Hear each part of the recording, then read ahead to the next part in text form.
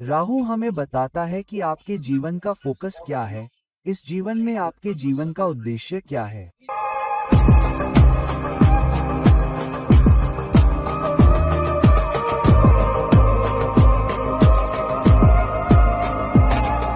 कृपया मेरे वीडियो को लाइक करें, कृपया मेरे चैनल को सब्सक्राइब करें और बेल आइकॉन को दबाएं ताकि आपको पता चल सके कि मेरा नया वीडियो कब आया है। और अधिक जानने के लिए और अपने लिए प्रासंगिक वीडियो खोजने के लिए कृपया मेरी वीडियो सूची देखें। नमस्कार मेरे सभी दोस्तों को नमस्कार और आपके मित्र ज्योतिषी और मार्गदर्शक इरविन की ओर से एक बार फिर आपके साथ आपके अपने चैनल एस्ट्रो एश्योरेंस से। मैंने राहु के विभिन्न गुणों पर राहु पर बहुत सारे वीडियो बनाए हैं। हमने चुनौतियों, ताकतों और राहु के पहलुओं के अर्थ के बारे में भी बात की। मैंने राहु के फोकस और आपकी कुंडली में इसका क्या अर्थ है, इसके बारे में भी एक वीडियो बनाया है। खासकर इसलिए क्योंकि राहु एक निश्चित घर में एक निश्चित प्रकार के घर में स्थित होता है और उसी प्रकार के घर को दृष्टि भी देता है। इसलिए यदि राहु धर्म भाव में स्थित है तो राहु अन्य दो घरों को दृष्टि देगा जो धर्म भाव भी हैं। यदि यह एक मोक्ष भाव में स्थित है तो यह अपने 5वें और 9वें पहलू से अन्य दो मोक्ष भावों को देखेगा। और हम यह भी जानते हैं कि राहु का अर्थ है उस विशेष जीवन का केंद्र जहां आपको काम करने की आवश्यकता है, जहां आपको अपने कर्म दिखाने की आवश्यकता है। तो आपके जीवन के लिए आपके कर्म कमोबेश राहु से जुड़े होते हैं और राहु द्वारा देखे जाते हैं। दूसरी ओर केतु दर्शाता है कि आपने पहले ही ध्वजा गाड़ दी है, जिसका अर्थ है कि आप वहां हैं। आपने उस राशि के उस घर के वे सभी गुण पूरे कर लिए हैं जिन्हें पूरा करने की आवश्यकता है। और अब आपको इस बात पर ध्यान देने की आवश्यकता है कि राहु कहाँ है। आज मैं इस बारे में बात करना चाहता हूँ कि यदि राहु अलग अलग घरों में जाता है तो इसका क्या मतलब है, उस विशेष घर में राहु के होने के क्या फायदे हैं और राहु हमारे लिए क्या नुकसान या चुनौतियां लेकर आता है। और यह महत्वपूर्ण है क्योंकि राहु एक बहुत ही गलत समझा जाने वाला ग्रह या ग्रहीय इकाई है, क्योंकि हम जानते हैं कि यह एक भौतिक ग्रह नहीं है। तो हम कैसे समझें कि राहु किस भाव में स्थित है। सबसे पहले तो प्रथम भाव में राहु का अर्थ है कर्म या इस जीवन में आपका ध्यान लग्न पर स्वयं पर होता है। अब ध्यान का अर्थ स्वयं पर क्यों होता है? कई बार राहु इस तरह से काम करता है क्योंकि राहु भूख और लालच भी है। यह स्वयं के लिए लालच पैदा करता है या ऐसी परिस्थितियां भी बनाता है जिसके कारण दूसरे लोगों को लगता है कि यह व्यक्ति बहुत स्वार्थी है, वह अपने लिए जीता है, वह केवल अपने लिए ही काम करता है। वह रिश्तों को तभी देखता है जब वे उसके काम आते हैं, अन्यथा वह पर्याप्त नहीं करना चाहता। या लोग उस विशेष स्थिति को इस रूप में देखते हैं कि यह व्यक्ति अधिक आत्मा केंद्रित है, वह अधिक लेगा और कम देगा। तो ऐसा इसलिए होता है क्योंकि ध्यान स्वयं पर होता है। लेकिन राहु के प्रथम भाव में होने का अर्थ स्वयं पर ध्यान केंद्रित करना भी है, ताकि आप अपने जीवन को एक निश्चित तरीके से जी सके जिससे आपका कद भी बढ़ेगा, क्योंकि पहला भाव आपके कद को भी दर्शाता है कि लोग आपको कैसे देखते हैं। तो यह आपको जीवन में अपने कद को बढ़ाने के लिए दिया गया एक फोकस है, क्योंकि आपका कद आपको आपके कर्म करने में भी मदद करता है। हालांकि क्योंकि फोकस खुद पर होता है, कई बार फोकस इस बात से हट जाता है कि मुझे अपने कद को बढ़ाने की जरूरत है, नैतिक बनकर, नैतिक आचरण करके। कई बार यह हमें अलग अलग दिशाओं में धकेल देता है। और इसका कारण यह है कि राहु शुरू में कहता है, ठीक है, मैं यहाँ हूँ। आप जानते हैं, जब मैं लग्न में होता हूँ तो इसका क्या मतलब होता है। लेकिन जब यह हमें कुछ ऊर्जा देता है तो हम उस ऊर्जा का उपयोग खुद पर ध्यान केंद्रित करने के लिए नहीं करते हैं। हम भौतिक पहलुओं पर बहुत अधिक ध्यान केंद्रित करते हैं। हम खुद को सुधारने के लिए अपने सुधार पर ध्यान केंद्रित नहीं करते हैं। भौतिक जीवन से अन्य चीजें प्राप्त करने पर ध्यान केंद्रित किया जाता है, क्योंकि आज का जीवन ऐसा ही है। हम विकास के लिए, इस पद के लिए और जीवन में सभी विलासिता प्राप्त करने के लिए चीजों के पीछे भागते हैं। हम खुद को सुधारने या खुद को परिष्कृत करने पर बहुत कम ध्यान देते हैं। तो पहले घर में राहु खुद को निखारने और खुद को साफ करने और खुद को स्वच्छ करने के बारे में है। लेकिन जब राहु आपको कुछ ऊर्जा देता है और आप राहु के बारे में ज्यादा कुछ नहीं करते हैं, तो मुझे कुछ और बताने की जरूरत है। शायद तब व्यक्ति समझ जाएगा और खुद को स्वच्छ करने पर ध्यान देना शुरू कर देगा। तब राहु आपको और ऊर्जा देता है, लेकिन वह भी भूख और लालच के कारण, जिसके बारे में हम ज्यादा कुछ नहीं कर सकते। अगर हम भौतिक पहलुओं पर ध्यान केंद्रित करना जारी रखते हैं तो राहु हमें और अधिक देता है, और यह अतिरिक्त ऊर्जा राहु हमें खुद को शुद्ध करने, स्वच्छ करने, सम्मान के साथ जीवन जीने, अपने जीवन पर ध्यान केंद्रित करने और अपने कद को बढ़ाने के लिए कर्म करने के लिए देता है, ताकि हम अपने जीवन के लिए वास्तविक कर्म कर सकें, जिसकी पहचान है, जो दूसरों के लिए जीना, दूसरों की मदद करना, दूसरों की सेवा करना है। लेकिन पहले घर में राहु, फायदे, निश्चित रूप से ध्यान वहाँ है। राहु का अवसर जीवन में वास्तव में बड़ा बनने के लिए खिंचाव को बढ़ाने का है। लेकिन राहु के प्रथम भाव में होने पर जो धोखा होता है, वह धोखा कई बार राहु आपको खुद को देखने नहीं देता, और इसलिए लग्न में राहु वाले लोगों के लिए यह एक संघर्ष है। आप अपनी आवश्यकताओं से परे कैसे देख पाते हैं और आत्म सुधार, आत्म स्वच्छता को कैसे देख पाते हैं, और राहु ऊर्जा का उपयोग वास्तव में विस्फोटक परमाणु ऊर्जा का उपयोग करके अपने कद को कई गुना बढ़ा पाते हैं, क्योंकि राहु आपको वह अवसर देता है। इसलिए यदि आपका ध्यान सही है, तो आप राहु द्वारा गुमराह किए जा रहे रास्ते से आगे बढ़ने में सक्षम हैं, और आप गुमराह नहीं होते हैं। आप अपनी आंखें खुली रख पाते हैं और आप आत्म स्वच्छता, खुद को शुद्ध करने, भूख और लालच की बजाय क्या करना है, इस पर ध्यान केंद्रित करते हैं, जिसकी ओर राहु आपको ले जा रहा है। तो राहु की विस्फोटक ऊर्जा, यदि आप इन दोनों को मिलाने में सक्षम हैं, तो यह आपको बहुत ऊंचाइयों तक ले जा सकती है। नुकसान या चुनौती यह है कि कई बार क्योंकि ध्यान खुद पर बहुत अधिक होता है, आप तत्काल सीमाओं से परे, तत्काल संबंधों से परे नहीं देख पाते हैं। आप बड़ी तस्वीर नहीं देख पाते हैं, और कई बार लग्न में राहु होने पर लोग आपको सबसे ज्यादा गलत समझ लेते हैं। तो यह एक नुकसान है। लोग आपको समझ नहीं पाते हैं और आमतौर पर लोग आपको ठीक से देख नहीं पाते हैं। तो जाहिर सी बात है कि आपको विपरीत परिस्थितियों में काम करना पड़ेगा, और पहले घर में राहु होने का मतलब है कि आपको कई गुना बढ़ने का मौका मिलेगा, लेकिन साथ ही आपको चुनौतियों से पार पाना होगा और खुद को साफ रखना होगा। अब दूसरे घर में राहु होने का क्या मतलब है? दूसरे भाव में राहु जीवन के लिए कर्म या फोकस, एक मूल्य, पारिवारिक मूल्य, आपके मूल्य जिनके साथ आपका परिवार बड़ा हुआ है, इस पर भी ध्यान केंद्रित करना है कि आप उन पारिवारिक मूल्यों और परंपरा, सिद्धांतों का उपयोग कैसे कर सकते हैं, न केवल अपने लिए बल्कि दूसरों को भी सम्मान और नैतिकता के साथ जीवन जीने में मदद करें।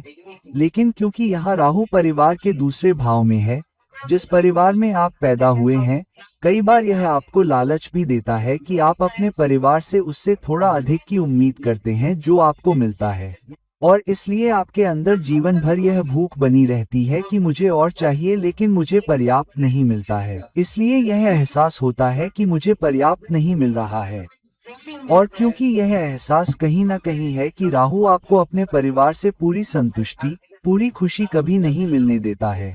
कभी कभी सिद्धांत और मूल्य आपको दिए जा सकते हैं, और आपके लिए अपने सिद्धांतों पर ध्यान केंद्रित करना फायदेमंद होता है। अपने मूल्यों पर ध्यान केंद्रित करें। परिवार, कबीले, समाज से मिलने वाली प्रतिष्ठा पर ध्यान दें और आजीविका भी कमाएं। दूसरे घर में राहु कमाई की क्षमता का विस्फोट है। आप वास्तव में अपनी कमाई को इतनी ऊंचाई तक ले जा सकते हैं जिसके बारे में आपने कभी सोचा भी नहीं होगा, और आपकी बचत भी बढ़ सकती है। लेकिन जब आप सिद्धांतों पर ध्यान केंद्रित करते हैं, मूल्यों पर ध्यान केंद्रित करते हैं, तो आप अपनी आजीविका कमाने के नैतिक साधनों पर ध्यान केंद्रित करते हैं। हालांकि आपको इतनी ऊर्जा, चुनौती या नुकसान मिलता है कि क्योंकि ध्यान पैसे या कमाई की क्षमता पर बहुत अधिक होता है, तो कभी कभी सिद्धांतों से समझौता हो जाता है। अब आपको अपने सिद्धांतों से समझौता करने के लिए मजबूर करता है, या यह आपको यह आभास देता है कि दूसरों को लगता है कि यह व्यक्ति पैसे पर बहुत अधिक केंद्रित है, अपनी आजीविका पर बहुत अधिक केंद्रित है, अपनी बचत पर बहुत अधिक केंद्रित है, उसे हमारी परवाह नहीं है। तो यह एक गलत समझी जाने वाली स्थिति है कि आप अपने आप को गरिमा, नैतिकता, सिद्धांतों, अपने मूल्यों के साथ कैसे ले जा रहे हैं। और कभी कभी तत्काल परिवार भी कुछ ऐसा होता है जिससे आपको संघर्ष करने की आवश्यकता होती है, क्योंकि वे आपसे बहुत खुश नहीं लगते हैं। वे आपसे पूरी तरह से संतुष्ट नहीं दिखते, क्योंकि राहु उन्हें यह विश्वास दिलाता है कि आप दूसरों के लिए नहीं बल्कि खुद के लिए अपनी क्षमता अर्जित करने पर अधिक ध्यान केंद्रित करते हैं।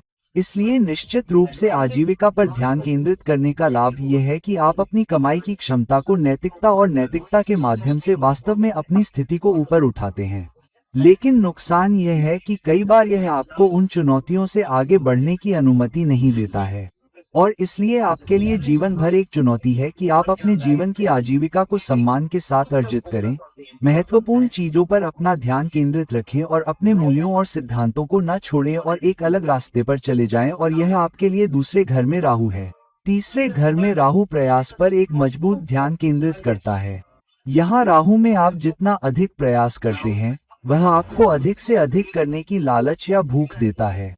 इसलिए यदि आपके तीसरे घर में राहु है तो यह आपको सुबह बिस्तर से उठने और काम पर जाने और जो कुछ भी आप चाहते हैं उसे प्राप्त करने में सक्षम होने के लिए बहुत अधिक ऊर्जा दे सकता है। हालांकि आप जानते हैं कि आपको जीवन में एक सार्थक उद्देश्य की आवश्यकता है। अगर आपके पास ऐसा नहीं है तो राहु आपकी ऊर्जा को बिखेर देता है। तो कभी आप ये कर रहे होते हैं, फिर वह कर रहे होते हैं, फिर तीसरा काम कर रहे होते हैं और कभी कभी आप खोया हुआ महसूस करते हैं। मैं क्या कर रहा हूँ? क्या मैं सही दिशा में आगे बढ़ रहा हूँ? तो कभी कभी तीसरे भाव में राहु आपको दिशाहीन भी महसूस कराता है कि क्या मैं सही दिशा में आगे बढ़ रहा हूँ। लेकिन क्योंकि खुद के उद्यम की भूख वही होती है जहाँ कुछ हासिल करने की भूख होती है, तो अगर आपके पास एक सार्थक लक्ष्य है, जीवन में एक सार्थक उद्देश्य है, तो आप 10 गुना अधिक प्रयास कर सकते हैं।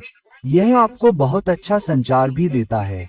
आप एक बेहतरीन लेखक, एक बहुत ही रचनात्मक लेखक, बहुत विचारशील लेखक और अनोखे तरह का लेखन कर सकते हैं। आप कुछ ऐसा लिख सकते हैं जो दूसरों से बहुत अलग हो। आप एक बेहतरीन संचारक बन सकते हैं। जिस तरह से आप संवाद करते हैं, जिस तरह से आप अपने विचारों को सामने रखते हैं, जिस तरह से आप खुद को ब्रांड करते हैं, जिस तरह से आप अपने इरादों को संप्रेषित करने में सक्षम होते हैं, जीवन में आप क्या हासिल करना चाहते हैं, वह बहुत ही अलग और बहुत ही असामान्य हो सकता है। आप एक बेहतरीन मार्केटर हो सकते हैं। अगर आप अपने राहु का सही इस्तेमाल करते हैं तो आप खुद के लिए एक बेहतरीन ब्रांड एम्बेसडर बन सकते हैं। तीसरे भाव में राहु का नुकसान ये है कि कई बार यह आपको परिणाम देने के लिए बहुत ज्यादा मेहनत करवाता है। कई बार तीसरे भाव में राहु वाले लोग कम पाने के लिए बहुत ज्यादा मेहनत करते हैं। भूख तो होती ही है, लालच तो होता ही है, फोकस तो होता ही है, ज्यादा करने की चाहत तो होती ही है। इसलिए किसी के लिए काम करने की बजाय खुद का कुछ करने की चाहत हमेशा रहती है। लेकिन कई बार परिणाम उतने अच्छे नहीं होते या आपके इरादे या प्रभाव के हिसाब से नहीं होते जो आपको मिलने चाहिए। तो जीवन में आपने जो हासिल किया है उससे संतुष्टि भी कम ही मिलती है। इसलिए तीसरे भाव में राहु होने पर फोकस बनाए रखें, ऊर्जा को ऊंचा रखें, लेकिन कोशिश करें और एक सार्थक उद्देश्य खोजें और उसकी ओर बढ़ें। और अगर आप ऐसा करने में सक्षम हैं और अपने कम्युनिकेशन स्किल का इस्तेमाल करते हैं, तो अपनी बेहतरीन कम्युनिकेशन एबिलिटी का इस्तेमाल करके खुद को अच्छे से दिखा सकते हैं, खुद को अच्छी तरह से ब्रांड कर सकते हैं, खुद को मार्केट कर सकते हैं। तीसरे भाव में राहु होने पर आपके लिए कोई सीमा नहीं होती, और यही आपके लिए तीसरे भाव में राहु का परिणाम है। चौथे भाव में राहु का सीधा संबंध आपके घर परिवार से है। जिस परिवार में आप पैदा होते हैं उससे कहीं ज्यादा आपके द्वारा बनाया गया परिवार। यह एक भौतिक घर है जिसे आप शादी के बाद बनाते हैं। आप अपना घर बसा रहे होते हैं, आपका जीवन साथी होता है, आपके बच्चे होते हैं। हो सकता है कि माता पिता आपके साथ रहें या न रहें। खासकर भारतीय उपमहाद्वीप में हम माता पिता को अपने साथ रहते हुए पाते हैं, लेकिन यहाँ ध्यान भौतिक उपलब्धियों और घरेलू जीवन पर होता है।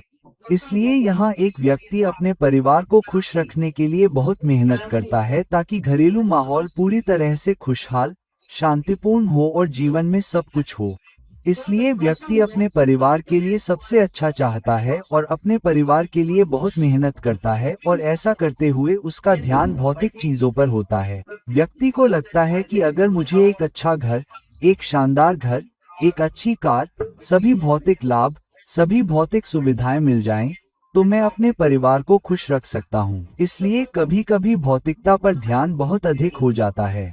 लाभ यह है कि यह आपको जीवन में सभी भौतिक चीजों, जीवन में सुविधाओं, संपत्ति, जीवन में संपत्ति पाने की भूख और लालच देता है।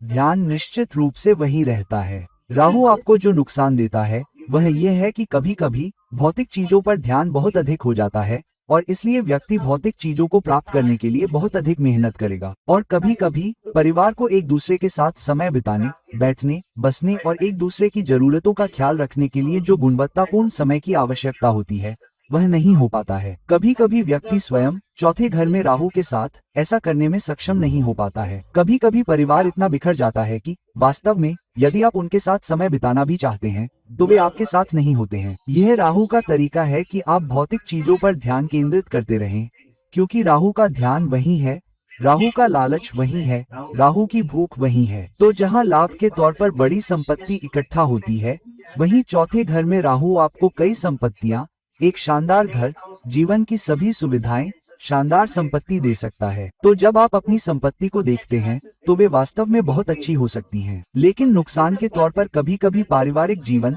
पारिवारिक सुख जो आपको मिलता है, जो संतुष्टि आपको मिलती है, घर में जो शांतिपूर्ण वातावरण आपको मिलता है, वह कम हो सकता है। यह आपको कुछ असामान्य रिश्ते भी दे सकता है। या तो माँ या पिता के साथ संबंध असामान्य हो सकते हैं, या यह आपको एक असामान्य जीवन साथी देगा जो आपके समुदाय से अलग हो सकता है, आपकी जाति से अलग हो सकता है, आपकी सोच से अलग हो सकता है, आपके देश से अलग हो सकता है। और कभी कभी घर के माहौल में भी कुछ असामान्य होता है।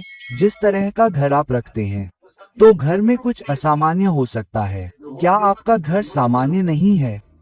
तो आपके समुदाय में अगर हर किसी का घर एक निश्चित प्रकार का दिखता है तो आपका घर थोड़ा अलग हो सकता है, या आपके रिश्ते अलग हो सकते हैं, या आपके प्रमुख रिश्तेदारों में से एक भी अलग हो सकता है, या आपके रिश्तेदार जिस तरह से रिश्तों को निभाते हैं वह भी अलग हो सकता है। तो चौथे भाव में राहु भौतिक संपत्ति के विकास के लिए एक बड़ा लाभ हो सकता है, लेकिन घरेलू मोर्चे पर एक चुनौती हो सकती है कि घरेलू जीवन आपके साथ कैसा व्यवहार कर रहा है।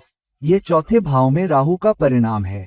पांचवें भाव में राहु विशेष रूप से त्रिकोण भावों में, पांचवें और नौवें भाव में पाप ग्रहों के लिए बुरे भाव नहीं है, खासकर राहु और केतु के लिए। वे सबसे बुरे भाव नहीं हैं, लेकिन पांचवें भाव में राहु के साथ चुनौती यह है कि पांचवा भाव एक पेचीदा भाव है, क्योंकि एक, यह बच्चों का भाव है, यह रोमांस का भाव है, यह इस बात का भाव है कि आप क्या पसंद करते हैं, आपकी रुचि क्या है, आप वास्तव में क्या करना पसंद करते हैं। पांचवें भाव में राहु के कारण नुकसान आपकी भौतिक दृष्टि से हो सकता है, भौतिक वित्तीय स्थिति से अधिक आपकी वित्तीय स्थिति, क्योंकि पांचवा भाव लाभ का भी भाव है, लेकिन यह उस पर भी नजर रख रहा है। यह प्रारंभिक शिक्षा का भी भाव है, इसलिए क्योंकि यह आपको असामान्य रुचि देता है, इसलिए रोमांस में आपकी रुचि भी थोड़ी असामान्य होगी। आप उन लोगों की ओर आकर्षित हो सकते हैं जो आपसे बहुत अलग हैं, आपके समुदाय से अलग हैं, आपके सामान्य समाज से अलग हैं, जो प्यार और मोहब्बत के रिश्ते को देखते हैं। आप उन असामान्य लोगों की ओर आकर्षित हो सकते हैं जो आपसे बहुत अलग हैं, शायद अलग भाषा बोलते हों। दूसरे, यह आपको बहुत ही असामान्य पसंद, बहुत ही असामान्य शौक देगा, और यह आपको एक ऐसा फोकस भी दे सकता है जहां कभी कभी आप किसी ऐसी चीज में इतने तल्लीन हो जाते हैं जिसे आप पसंद करते हैं, उसे छोड़ना बहुत मुश्किल हो जाता है। इसलिए अगर किसी बच्चे के पांचवें घर में राहु है तो उसके लिए अपना फोन रखना बहुत मुश्किल हो सकता है। अगर वह गेम खेल रहा है तो उसके लिए अपना फोन रखना बहुत मुश्किल हो सकता है। अगर वह फोन पर कुछ मनोरंजन कर रहा है, अगर वह सोशल नेटवर्क पर अपने दोस्तों के साथ बहुत ज्यादा तल्लीन है, तो उसके लिए फोन रखना बहुत मुश्किल होगा। जो लोग सबसे ज्यादा फोन देखते हैं वो शायद वो लोग होते हैं जिनकी कुंडली में राहु पंचम भाव में हो, या राहु की दृष्टि पंचम भाव पर हो, या राहु का पंचम भाव या पंचमेश से संबंध हो, या पंचमेश से युति हो। तो हाँ, ये आपको अनोखे शौक, अनोखी रुचि देगा, लेकिन राहु आपको फायदा इसलिए देता है क्योंकि पंचम भाव प्रेजेंटेशन परफॉर्मेंस का भाव होता है। ये आपको शानदार परफॉर्मेंस दे सकता है। अगर आप किसी कंपनी में प्रेजेंटेशन दे रहे हैं, बोर्ड के सामने प्रेजेंटेशन दे रहे हैं, क्लाइंट्स के सामने प्रेजेंटेशन दे रहे हैं, या फिर आम लोगों के सामने प्रेजेंटेशन दे रहे हैं, तो ये आपको स्टार बना सकता है। ये आपको एक अच्छा प्रेजेंटर और अच्छा परफॉर्मर बना सकता है। तो जिन लोगों की कुंडली में राहु पंचम भाव में हो, वो एक्टर और परफॉर्मर के तौर पर अच्छे दिख सकते हैं। किसी भी परफॉर्मेंस में वो बेहतरीन हो सकते हैं। वो अपनी परफॉर्मेंस में कुछ अनोखा और अनोखा भी ला सकते हैं। जैसे उनकी रोमांटिक लाइफ में कुछ अनोखा या अनोखा हो सकता है, और ये निश्चित रूप से एक फायदा है। दूसरी तरफ राहु आपको ऐसे बच्चे भी दे सकता है जो आपके पालन पोषण से अलग होंगे, इसलिए आप बच्चों को एक अलग माहौल में पाल सकते हैं। कभी कभी आपके सामान्य से ज्यादा बच्चे हो सकते हैं, तो कुछ लोगों के 2 बच्चे हो सकते हैं, आपके 3 या 4 बच्चे हो सकते हैं, और आप एक बच्चे को गोद भी ले सकते हैं। 5वें घर में राहु वाले कुछ लोगों के अपने बच्चे हो सकते हैं और फिर भी वे बच्चों को गोद ले सकते हैं। वे बच्चों को बहुत ही असामान्य तरीके से पाल सकते हैं। वे अपने बच्चों के साथ बेहद मिलनसार हो सकते हैं, बच्चों को हर तरह की छूट देते हैं, इसलिए बच्चे ऐसे माहौल में बड़े हो सकते हैं। वे आपके समुदाय, आपकी जाति और आपके धर्म से बहुत अलग हो सकते हैं। ऐसा इसलिए भी हो सकता है क्योंकि आपका प्रेमी कोई ऐसा व्यक्ति है जो आपकी संस्कृति से नहीं है। तो बच्चों को दोनों धर्मों का पालन पोषण करते हुए पाला जाएगा, या माता पिता दोनों के यंग और यांग और दोनों समुदायों और विस्तारित परिवारों से लाए गए सिद्धांतों और मूल्यों को देखते हुए, और इसलिए एक बहुत ही असामान्य रोमांटिक जीवन, बहुत ही असामान्य बच्चे, बहुत ही असामान्य प्रस्तुतकर्ता, महान कलाकार 5वें घर में राहु हो सकता है। नुकसान यह हो सकता है कि कभी कभी यह सारी ऊर्जा एक ही चीज में बिखर जाती है। एक चीज आपका ध्यान खींचती है, आप अपना सारा ध्यान वहीं देते हैं, और इसलिए आप अन्य चीजों से चूक सकते हैं।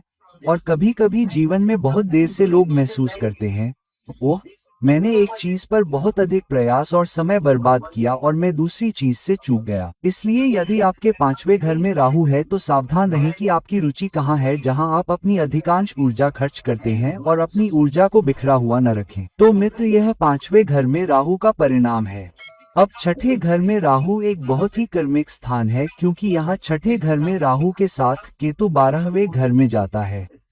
12वें भाव में केतु को मोक्ष की स्थिति के रूप में भी देखा जाता है, कम से कम मोक्ष की संभावना के रूप में। इसलिए यदि आप राहु को बहुत अच्छे से खेलते हैं तो राहु केतु के दृष्टिकोण से देखने पर आपका केतु भी बहुत अच्छा खेलता है। तो 6ठे भाव में राहु के साथ 6ठा भाव आपका ब्रहावा भी है, जिसका अर्थ है आपके कर्म या कार्मिक इरादों का घर जहां ध्यान केंद्रित होना चाहिए, और यह सेवा का भाव है। और इसलिए यहाँ आपका काम, यहाँ आपका ध्यान 6ठे भाव में राहु के साथ आपकी क्षमता सेवा पर ध्यान केंद्रित करना है, दूसरों की सेवा करना, और दूसरों की सेवा के माध्यम से सर्वोच्च प्रभु की सेवा करना। और जब आप सर्वोच्च प्रभु की सेवा करते हैं तो आप सर्वोच्च प्रभु को प्रसन्न रखते हैं, और आप अपने भौतिक इरादों को त्याग देते हैं। 12वें भाव में केतु यही मोक्ष पर ध्यान केंद्रित करता है, यही मोक्ष की संभावना है। 12वें भाव में केतु भौतिक चीजों के लिए दुनिया को छोड़ने के बारे में है, और 6ठे भाव में राहु के साथ ध्यान सेवा के बारे में है। लेकिन अगर आप राहु को कमजोर होने देते हैं तो सेवा पर ध्यान इस तरह केंद्रित हो सकता है कि आप हमेशा अपने काम पर बहुत अधिक ध्यान केंद्रित करते हैं, आप हमेशा विकास की तलाश में रहते हैं, आप हमेशा पदोन्नति की तलाश में रहते हैं, आप हमेशा अधिक जिम्मेदारियों की तलाश में रहते हैं, आप हमेशा आगे बढ़ने की तलाश में रहते हैं। और इस वजह से कभी कभी आप असामान्य दुश्मन या पीठ पीछे काम करने वाले छिपे हुए दुश्मन बना लेते हैं, क्योंकि 6ठा घर प्रतिस्पर्धा का भी घर है। हालांकि 6ठे घर में राहु के साथ राहु आपको सभी प्रतिस्पर्धाओं को पार करने में सक्षम होने की ऊर्जा देता है। 6ठे घर में राहु प्रतिस्पर्धा पर काबू पाने, प्रतियोगी परीक्षाओं में बैठने और उत्कृष्टता प्राप्त करने के लिए बहुत अच्छा हो सकता है। यह आपको बहुत अच्छी नौकरियां दे सकता है, प्रशासनिक सेवाओं में भी बहुत अच्छा करियर दे सकता है। हालांकि हर कदम पर आप आगे बढ़ेंगे, आपको नई और नई प्रतिस्पर्धा मिलेगी, असामान्य प्रतिस्पर्धा जो आपके चेहरे पर स्पष्ट नहीं होगी, लेकिन लोग आपकी पीठ पीछे काम करेंगे। तो लाभ यह हो सकता है कि आप प्रतिस्पर्धी हैं, आप उत्कृष्टता प्राप्त करने में सक्षम हैं, आप प्रतिस्पर्धा पर विजय प्राप्त करने में सक्षम हैं, सेवा पर ध्यान केंद्रित है, सेवा में उत्कृष्टता प्राप्त करने और वह करने पर ध्यान केंद्रित है जो सर्वोच्च प्रभु आपसे करना चाहते हैं और प्राप्त करना चाहते हैं। और निश्चित रूप से मोक्ष में ही एक अच्छा प्रहार, नुकसान, अधिक दुश्मन बनाना, असामान्य अनावश्यक प्रतिस्पर्धा करना जहां आपको गलत समझा जाता है। लोग सोचते हैं कि आप बहुत अधिक प्रतिस्पर्धी हैं, वे उनका स्थान चाहते हैं जो उनका अधिकार भी है, आप उसे भी असामान्य रूप से ले रहे हैं। कभी कभी आपकी जानकारी के बिना आपके कुछ दोस्त भी आपकी पीठ पीछे काम कर सकते हैं। इसलिए यदि आप अपनी आंखें खुली नहीं रख पा रहे हैं तो यह एक कठिन स्थिति है। यदि आप अपनी चतुराई और अपनी कूटनीति का उपयोग करने में सक्षम नहीं हैं और अपने करियर, अपनी नौकरी को सर्वोच्च प्रभु की सेवा करने और दूसरों की सेवा करने के लिए सही ध्यान के साथ संभालने में सक्षम नहीं है, लेकिन साथ ही प्रतिस्पर्धा को देखने में सक्षम है, तो अपनी आंखें खुली रखें। अपनी पीठ के पीछे भी एक जोड़ी आंखें रखें। इसका मतलब है कि हर पहलू पर नजर रखें और फिर उसे आगे ले जाएं और अपनी टीम पर काम करें। जिस टीम के साथ आप काम कर रहे हैं, जो आपके साथ घर पर, आपके करियर में या काम पर काम कर रहे हैं, उनके साथ अच्छे संबंध बनाए रखें और साथ ही इस बात पर भी नजर रखें कि कौन आपके मौके को खराब कर सकता है। इसलिए सेवा पर ध्यान केंद्रित करें। करियर में बहुत जल्दी अच्छा करने पर ध्यान केंद्रित करें। यह ध्यान किसी ऐसे व्यक्ति के लिए एक बेहतरीन प्लेसमेंट है जो जीवन के सभी क्षेत्रों में बहुत ही असामान्य है, लेकिन निश्चित रूप से प्रतिस्पर्धा का सामना करना भी एक चुनौती है। और छठे घर में राहु यही है। सातवें घर में राहु एक बेहतरीन प्लेसमेंट है जहां राहु का ध्यान हर किसी पर है। सातवें घर में राहु उन सभी के बारे में है जिनसे आप दिन प्रतिदिन मिलते हैं, जिनसे भी आप दिन प्रतिदिन काम करते हैं। आप उनसे जुड़ने, उनके लिए कुछ करने, उनकी मदद करने और उनके साथ एक मजबूत बंधन बनाने में सक्षम होने की तीव्र इच्छा रखते हैं। लेकिन क्योंकि आप अपने जीवन में आने वाले लगभग हर व्यक्ति पर इतना ध्यान केंद्रित करते हैं कि आप उनके लिए कुछ करना चाहते हैं, आप उनके साथ अच्छे संबंध रखना चाहते हैं, इसलिए उनसे आपकी अपेक्षाएं भी बहुत अधिक होती हैं, जिसका अर्थ है कि आप उनसे भी मित्रतापूर्ण व्यवहार करने, आपसे प्रेम करने और आपका समर्थन करने की अपेक्षा करते हैं। इसलिए भूख और लालच दूसरों से कुछ पाने की भी होती है, क्योंकि आपको लगता है कि आप उन्हें दे रहे हैं, आप बहुत कुछ योगदान दे रहे हैं, लेकिन क्योंकि दूसरे आपको उतना नहीं दे सकते जितना आप दे सकते हैं, इसलिए हमेशा यह एहसास रहता है कि जिन लोगों के साथ मैं काम कर रहा हूं या जिनके लिए मैं काम कर रहा हूं, उनसे मुझे कम मिल रहा है। हाँ, निकटतम परिवार, खासकर आपके जीवन साथी के संबंध, क्योंकि सातवां घर संबंध के घर में आता है और कई बार ऐसा इसलिए होता है क्योंकि आप अधिक कर रहे होते हैं या यह आपको ऐसा एहसास कराता है कि आप अधिक कर रहे हैं जबकि आपको कम मिल रहा है। इसलिए आपके रिश्ते भी प्रभावित होते हैं और कई बार रिश्ता टूट भी जाता है क्योंकि दोनों तरफ पर्याप्त प्लस और माइनस नहीं होता है। एक पक्ष हमेशा अधिक दे रहा होता है, दूसरा पक्ष पर्याप्त नहीं दे पा रहा होता है।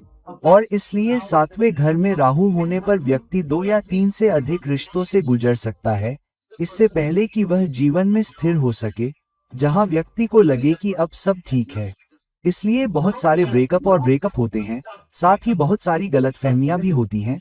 जैसा कि आप जानते हैं, दिन प्रतिदिन के संबंध, यह कोई ऐसा व्यक्ति हो सकता है जो बॉस हो, यह आपका परिवार हो सकता है, खासकर जीवन साथी, यह काम पर एक साथी हो सकता है, यह कोई ऐसा व्यक्ति हो सकता है जो काम पर आपका सहकर्मी हो, जिसके साथ आप बहुत करीब से काम करते हैं। और इसलिए काम पर भी आपके रिश्ते बहुत अच्छे नहीं हो सकते हैं और आप जिस भी साझेदारी में जाते हैं वह एक असामान्य साझेदारी होगी। व्यवसाय में भी, काम पर, आपके काम करने का तरीका आमतौर पर उसी व्यवसाय में काम करने वाले अन्य लोगों से अलग हो सकता है। आपके जीवन साथी के साथ आपके संबंध थोड़े असामान्य हो सकते हैं। कर्मचारी अलग धर्म, अलग समुदाय, अलग जाति से भी आ सकते हैं और रिश्ता भी असामान्य हो सकता है।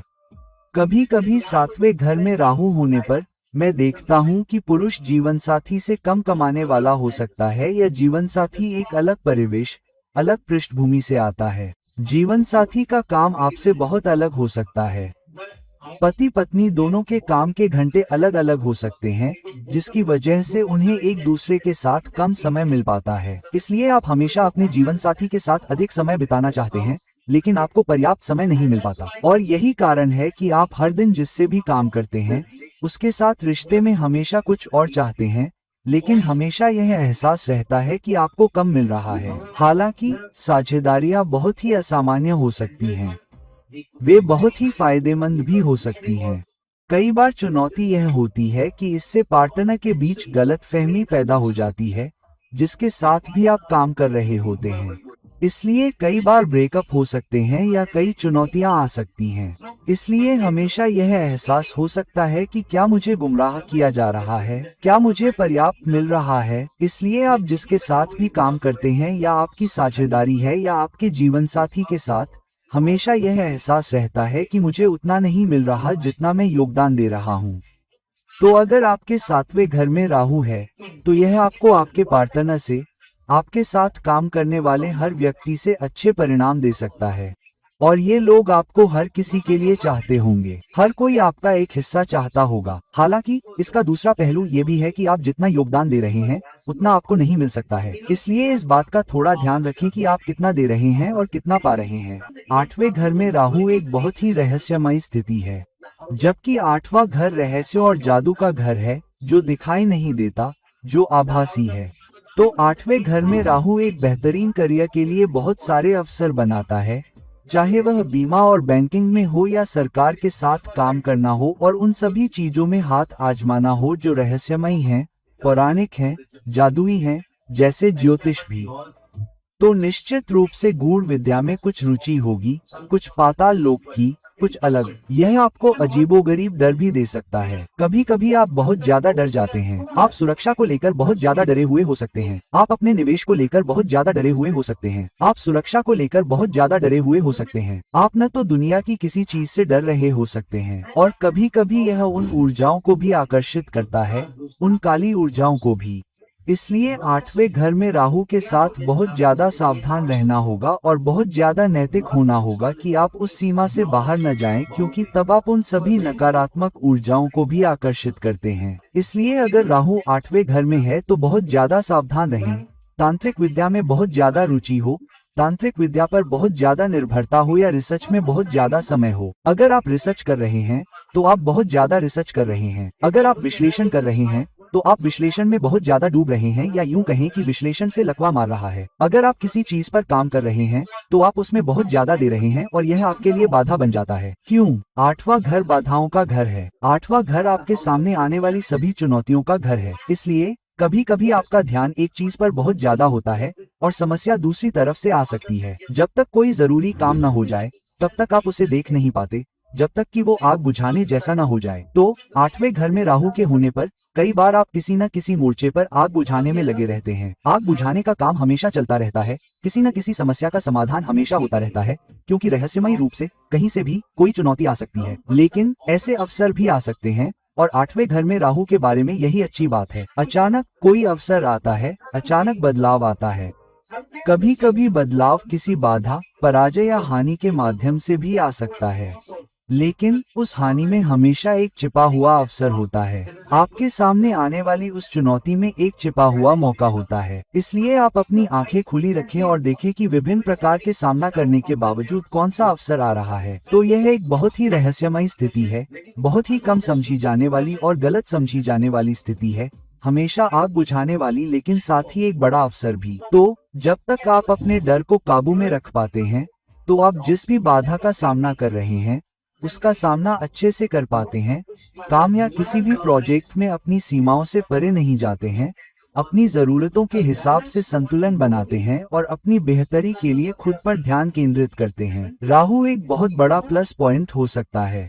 कुछ महान दिमाग, कुछ महान शोधकर्ता जैसे आइंस्टीन और अन्य 8वें घर में मजबूत ऊर्जा थी, और 8वें घर में राहु परमाणु ऊर्जा का विस्फोट है। यह सबसे अच्छे प्लेसमेंट में से एक हो सकता है, लेकिन यह सबसे गलत समझा जाने वाला प्लेसमेंट भी हो सकता है, जो बड़ी बाधाओं और चुनौतियों को आकर्षित करता है। इसके अलावा अगर आपके 8वें घर में राहु है तो ध्यान रखें, ऊर्जा का उपयोग करें जो आगे बढ़ने के लिए एक विस्फोटक ऊर्जा है, और दुनिया के बाद जो कुछ भी आभासी, जादुई, अमूर्त है, आप बहुत अच्छा कर सकते हैं। चुनौती यह भी है कि सावधान रहें और यह जानने के लिए तैयार रहें कि कब अदृश्य का प्रहार हो सकता है और आपको आग बुझाने के लिए इधर उधर भागना पड़ सकता है, और वह आपके लिए 8वें घर में राहु है। 9वें घर में राहु भी एक विस्फोट है, विश्वास और भाग्य के 9वें घर से आने वाली ऊर्जा का एक बड़ा विस्फोट। 9वें घर में राहु वाले कुछ लोग भाग्य के प्रिय हो सकते हैं। भाग्य आपको जगहों पर ले जा सकता है। भाग्य आपके भाग्य और भाग्य के साथ आपके आंदोलन में बहुत बड़ी भूमिका निभा सकता है।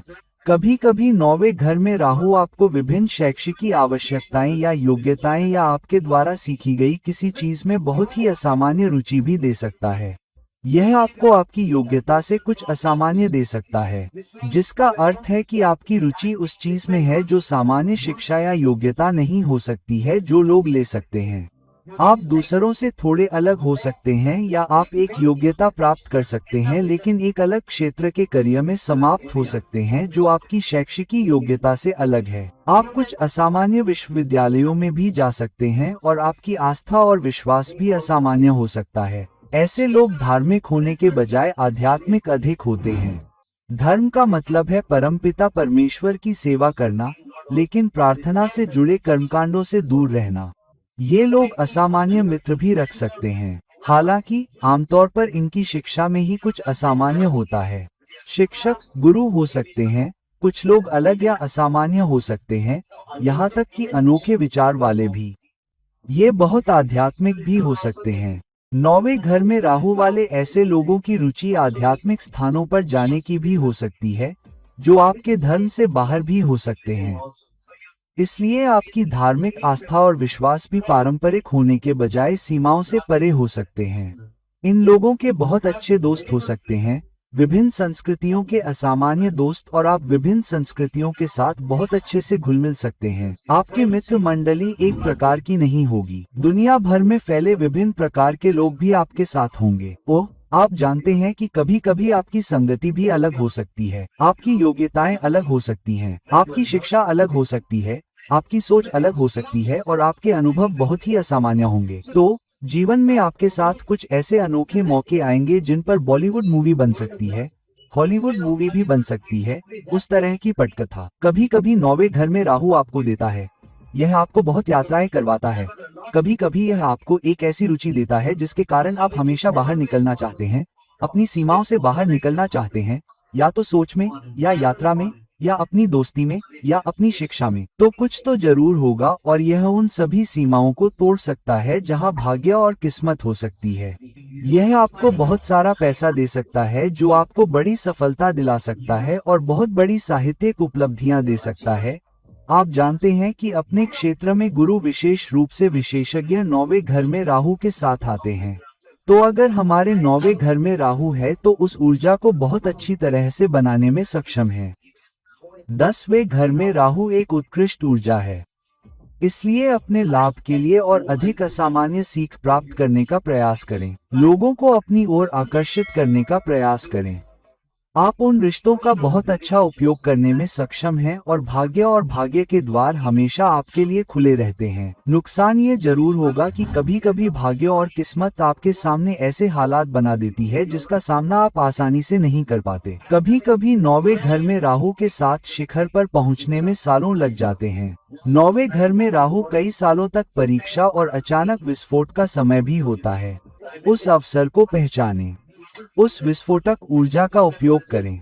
आपको एक गुरु, एक मास्टर, अपने क्षेत्र के बेहद सम्मानित गुरु, बेहद सम्मानित मास्टर के रूप में देखा जाएगा और उसके माध्यम से भाग्य और सौभाग्य के द्वार और भारी सम्मान भी आपके पास आ सकते हैं। यह आपके लिए 9वें घर में राहु का परिणाम है। करियर के नजरिए से 10वें घर में राहु बहुत ही अच्छा स्थान है। घरेलू जीवन की स्थिति के हिसाब से यह सबसे अच्छा स्थान नहीं हो सकता है, क्योंकि अब केतु 4थे घर में जा रहा है। हालांकि 10वें घर में राहु आपको अपने कार्य क्षेत्र पर बहुत अधिक ध्यान केंद्रित रखता है। अधिकांश समय आप कार्य क्षेत्र पर केंद्रित रहते हैं, भले ही आप घर पर हों, तब भी ध्यान वहीं रहता है। आप अभी भी किसी अन्य समस्या को सुलझा रहे हैं, हो सकता है अवचेतन रूप से मन के पीछे। इसलिए आपके दिमाग में हमेशा अपने बॉस से जुड़े काम, अपने सीनियर्स से जुड़े काम, या अपने काम की किसी विशेषता, या अपने काम के किसी प्रोजेक्ट या किसी ऐसी चीज के बारे में कुछ न कुछ चलता रहता है जिसे आपको पूरा करना है। इसलिए आपका ध्यान हमेशा वहीं रहता है। इसलिए हमेशा दिमाग पर काम करें, हमेशा करियर पर ध्यान दें, जीवन में आगे बढ़ने की तीव्र भूख रखें। हालांकि कभी कभी राहु 10वें घर में होने के कारण आपको थोड़ा अधीर बना देता है। आप और अधिक की उम्मीद कर रहे हैं, क्योंकि आप अपने घरेलू जीवन की शुरुआत में ही बहुत अधिक योगदान देते हैं, इसलिए आप स्पष्ट रूप से अधिक की उम्मीद करते हैं। आपको लगता है कि मैंने अपने काम में बहुत मेहनत की है, पसीना और खून बहाया है, जाहिर है कि मुझे और अधिक और जल्दी चाहिए क्योंकि मैंने अधिक योगदान दिया है। हालांकि राहु 10वें घर में होने के कारण कई बार आपको गलत समझा जाता है, या आपके पर्यवेक्षक, आपके बॉस, आपके प्रबंधक आपके योगदान को नहीं देख पाते हैं और वे आपकी पर्याप्त सराहना नहीं कर पाते हैं। तो हाँ, कभी कभी जबकि तेजी से आगे बढ़ने, विकास करने, पहचान पाने की भूख होती है, यह बहुत धीमी गति से आती है, और क्योंकि यह धीरे धीरे आती है, आप अधिक मेहनत करते हैं और अपने परिवार और अपने जीवन के अन्य हिस्सों को और भी अधिक नजरअंदाज करते हैं।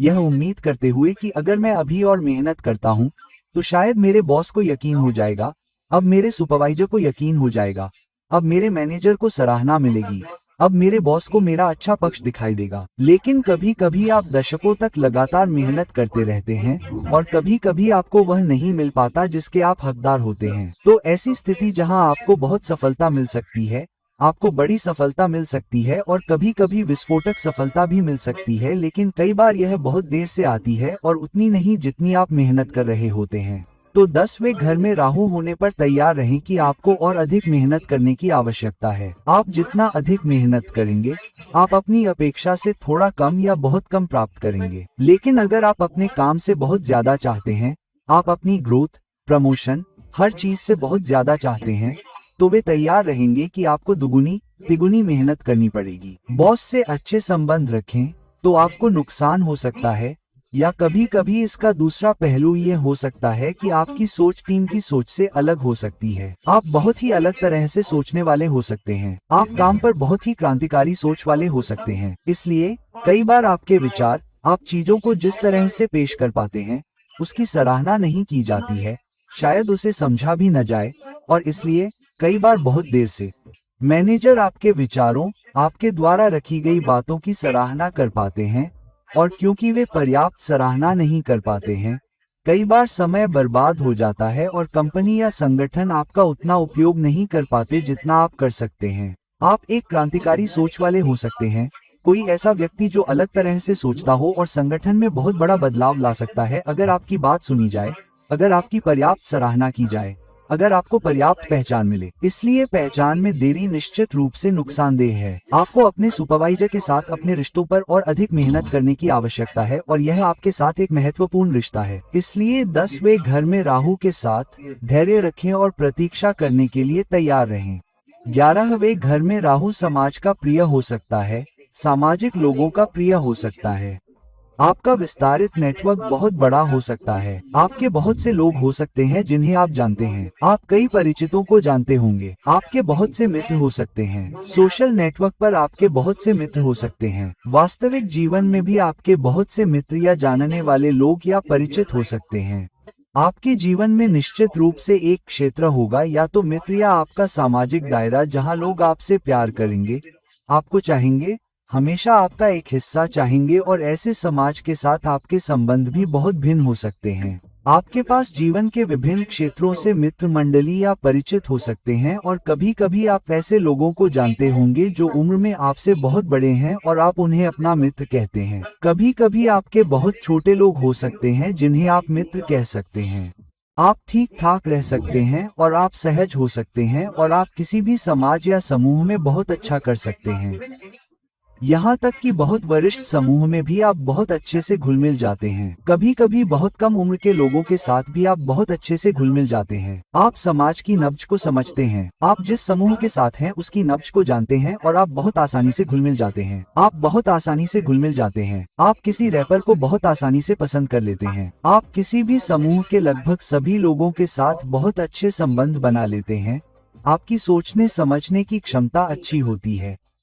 इसलिए किसी भी परिवेश में, किसी भी क्षेत्र में, किसी भी समूह के साथ अच्छे से घुल-मिल पाना आपकी यह प्रवृत्ति है। यह आपको आपके करियर में बहुत ही असाधारण तरक्की भी दिलाती है। कभी कभी आप किसी बड़े संगठन में बहुत तेजी से तरक्की करते हैं, जिससे आपके प्रतिस्पर्धियों को बहुत चिढ़ होती है। साथ ही कभी कभी लोग सोचते हैं, यह व्यक्ति इतनी तेजी से कैसे तरक्की कर सकता है? वह क्या करता है? क्या कुछ गलत है या कुछ कमी है जो मुझ में है? लेकिन 11वें भाव में राहु वाले लोग बहुत बड़े पैमाने पर आगे बढ़ सकते हैं और करियर के साथ साथ समाज के लिए कुछ करने की इच्छा रखने वाले लोगों के रूप में भी बहुत महत्वपूर्ण हो सकते हैं। इसलिए समाज में कुछ ऐसा है जिसे वे बदलना चाहते हैं। इसलिए उनके पास बहुत ही असामान्य विचार हैं, बहुत अलग विचार, बहुत ही क्रांतिकारी विचार, बहुत ही अनोखे विचार, समाधान के बारे में बहुत ही नवीन रचनात्मक विचार, समाधान दूसरों से अलग होगा। कभी कभी ये समाधान समझ में नहीं आते हैं और यही 11वें भाव में राहु का नुकसान है। लोग कभी कभी यह नहीं समझ पाते कि आप कौन हैं। वे आपसे बहुत प्यार करते हैं, वे आपका एक हिस्सा चाहते हैं, वे हमेशा आपको अपने आसपास चाहते हैं, लेकिन कभी कभी आपके विचारों को गलत समझा जाता है। कभी कभी आप जो लाते हैं उसे गलत समझा जाता है। इसलिए लोग आपके समूह में होने का उतना फायदा नहीं उठा पाते जितना वे उठा सकते हैं। बड़े संगठन 11वें भाव में राहु वाले लोगों का अच्छा उपयोग नहीं कर पाते हैं, क्योंकि कभी कभी इन लोगों को समझना, उनकी लीक से हटकर सोच को समझना, उनकी रचनात्मकता को समझना आसान नहीं होता है। तो 11वें भाव में राहु होने से लोग आसानी से लोगों को मना नहीं पाएंगे। हालांकि आप दूसरों के प्रिय हो सकते हैं। 11वें भाव में राहु होने से एक और बात यह भी होती है कि आप अपनी रुचियों और चाहतों के साथ अलग अलग तरह के काम कर सकते हैं। आपकी इच्छाएं और चाहत भी दूसरों से अलग हो सकती हैं। तो कभी कभी 11वें भाव में राहु होने से आप न केवल दोस्तों या समाज या सामाजिक दायरे में, बल्कि अपने मित्र मंडली या यहाँ तक कि अपने प्रेम रुचि वाले लोगों के प्रति भी आकर्षित होते हैं, जो असामान्य प्रवृत्ति के भी होते हैं। ऐसे लोग प्रयोग करना चाहते हैं। ऐसे लोग दोस्तों के लिए अपनी क्षमता की सीमाओं से भी आगे निकल जाते हैं।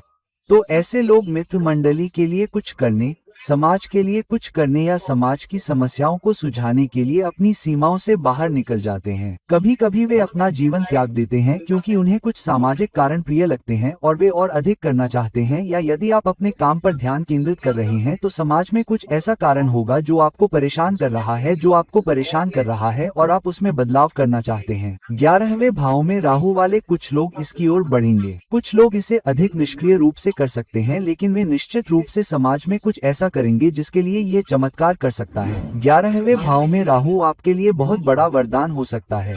यदि आपके 11वें भाव में राहु है तो इसका विवेकपूर्ण उपयोग करें और आप बिना किसी सीमा के जनता के प्रिय हो सकते हैं। 12वें भाव में राहु एक पेचीदा स्थान है जहां आपको अपनी महत्वाकांक्षाओं को नियंत्रण में रखने की आवश्यकता है, क्योंकि 11वें या 12वें भाव में राहु अन्यथा अपव्यय और अधिकता को आकर्षित कर सकता है, जिसका प्रतिनिधित्व 12वां भाव करता है। इसलिए राहु आपको काम पर या जीवन के किसी एक क्षेत्र पर ध्यान केंद्रित करने में सक्षम होने के लिए बहुत सारी ऊर्जा दे सकता है, जिसे आप वास्तव में बहुत अच्छा करना चाहते हैं, लेकिन कभी कभी आप आवश्यकता से अधिक कर देते हैं। और क्योंकि 12वां भाव अपव्यय और अधिकता का भी भाव है, आप अपने खर्चों के मामले में भी अधिक हो सकते हैं। आप अपने खर्चों को रोक नहीं पाते हैं। आप रात को देर से सो सकते हैं और फिर सुबह जल्दी उठना आपके लिए मुश्किल हो सकता है, क्योंकि आप दिन में ज्यादा से ज्यादा काम करने के लिए खुद पर दबाव बना रहे हैं और आप देर रात तक खुद पर दबाव बनाए रखते हैं। साथ ही 12वें भाव में होने से आपको विदेश में विदेशी नागरिकों के साथ या विदेशी क्लाइंट्स या विदेशी कंसल्टेंट्स के साथ काम करते समय बड़ी सफलता मिल सकती है, और यहाँ भी आपका काम असामान्य होगा। आप काम के असामान्य घंटे रख सकते हैं। आपके पास असामान्य प्रोजेक्ट हो सकते हैं। आप असामान्य कंपनियों के साथ काम कर सकते हैं, या आप बहुत ही असामान्य प्रोजेक्ट में बड़े ब्रांड के साथ काम कर सकते हैं। कभी कभी डेडलाइन आपके लिए बहुत ज्यादा होती है और उनकी डेडलाइन दूसरों की डेडलाइन या अन्य कंपनियों की डेडलाइन से बहुत ज्यादा कठिन होती है। इसलिए हमेशा कुछ न कुछ असामान्य होता है जो आपको और अधिक करने के लिए प्रेरित करता है। यह आपको जितना मिल रहा है उससे कहीं ज्यादा करने के लिए प्रेरित करता है, और इसलिए कभी कभी आपका प्रयास व्यर्थ हो जाता है, क्योंकि आपको अपने काम से, अपने करियर से, अपने प्रोजेक्ट से उतना नहीं मिल पाता जितना आपको मिल सकता है। लेकिन अगर आप सही दिशा में ध्यान केंद्रित कर रहे हैं, अगर आप सही लोगों के साथ काम कर रहे हैं, खासकर विदेशी ग्राहकों, विदेशी कंपनियों, विदेशी भूमि से संबंधित, तो आप बहुत अच्छा कर सकते हैं। ऐसे लोग लीक से हटकर सोचने वाले भी हो सकते हैं, और आप विदेशी कंपनियों, विदेशी ग्राहकों के लिए संपत्ति के रूप में सामने आ सकते हैं। मेडिकल पेशे में भी, सशस्त्र बलों में भी कई जनरल, कई डॉक्टर जो लीक से हटकर सोचते हैं और जो क्रांतिकारी विचार लेकर आए हैं, वे भी 12वें घर में राहु वाले लोगों के साथ हैं। 12वें घर में राहु कभी कभी आपको अपनी महत्वाकांक्षाओं या जीवन में जो आप हासिल करना चाहते हैं उसके प्रति अधिक अवास्तविक बनाता है, क्योंकि कभी कभी दुनिया आपका समर्थन नहीं करती है, समाज आपका समर्थन नहीं करता है, आपके बॉस आपका समर्थन नहीं करते हैं, परिस्थितियां आपकी क्षमता का समर्थन नहीं करती हैं। इसलिए वास्तविक यथार्थवादी बने, वास्तविक व्यवहारिक बने, जाने की सीमाओं को कितना आगे बढ़ाना है, अन्यथा आप बहुत अधिक कर सकते हैं, बहुत अधिक योगदान दे सकते हैं और कम प्राप्त कर सकते हैं। हालांकि विस्फोटक ऊर्जा अभी भी है, लेकिन सही दिशा में, सही तरीके से जानते हुए कि कितना देना है और कितना वापस पाना है। 12वें भाव में राहु आपको ऐसा व्यक्ति बना सकता है जो परलोक और उसके बाद के जीवन को लेकर बहुत आध्यात्मिक हो, और इसलिए कभी कभी ये मेहमान बहुत परोपकारी भी हो सकते हैं, जो जितना पाते हैं उससे ज्यादा देते हैं, और इसलिए यह बर्बादी और अधिकता का घर भी बन जाता है, क्योंकि आप जो कुछ भी पाते हैं उसे बर्बाद कर देते हैं, और कभी कभी उसी में जीने से बहुत खर्चा भी होता है। इसलिए अगर आपके 12वें भाव में राहु है तो अपनी ऊर्जा को बहुत अच्छी तरह से केंद्रित करें। जाने कि कितना देना है, कितना इंतजार करना है, कितना बर्बाद नहीं करना है। सही लोगों के साथ रहें, और 12वें भाव में राहु के साथ आपकी सीमाएं आसमान छू सकती हैं। खासकर विदेशी कंपनियों, विदेशी ग्राहकों के साथ काम करने और अपने देश की तुलना में विदेश में अधिक पहचान, अधिक सफलता पाने से जुड़ा है, और यही 12वें भाव में राहु है। तो मित्र, अब जब हमने सभी 12 भावों में राहु पर चर्चा कर ली है, तो जान ले कि आपका राहु कहाँ स्थित है। इसे बेहतर ढंग से समझें। इसलिए जिस घर में राहु है उसमें राहु से बहुत सावधान रहें, क्योंकि यह भ्रामक हो सकता है। यह आपको एक अलग दिशा में ले जा सकता है। कई बार आपको उतना नहीं मिल पाता जितना आप पाने के हकदार होते हैं। तो दोस्तों, इस वीडियो को लाइक करें, शेयर करें, और अगर आप मुझसे पर्सनल कंसल्टेशन चाहते हैं तो नीचे दिए गए लिंक पर मुझसे संपर्क करें। किसी और समय या किसी और वीडियो तक यह आपका मित्र ज्योतिषी और मार्गदर्शक आपसे विदा लेता है। नमस्ते। नमस्ते।